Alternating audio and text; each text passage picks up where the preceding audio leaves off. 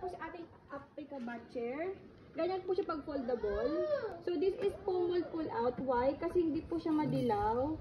Walang sign of use. May sign of use naman po siya kasi demo unit po siya. So ganyan, hindi siya madilaw. Ganito po siya pag i-open. Press nyo ng dalawa. Tapos Yung kulay blue, pe-press nyo po yung dalawa para mag-open siya. pag nakahiga ganyan, Yan.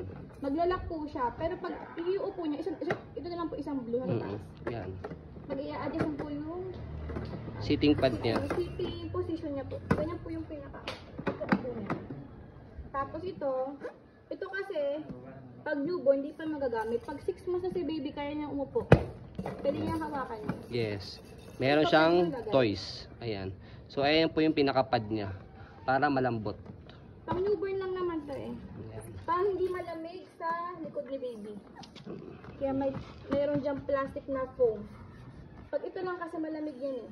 Sobrang ganda ng condition yan. Kaya mall pull out po siya. Ayan. Kompleto siya. May box, ganyan dito. Sa kabila, same condition lang naman. Ayan.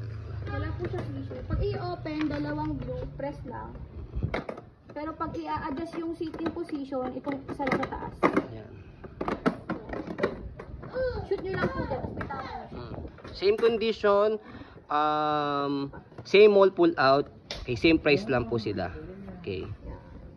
So kaya kahit ano piliin nyo dyan sa dalawa, okay na okay po. Merong manual, meron siyang box. Okay. Kompleto. Easy to clean lang din po yan.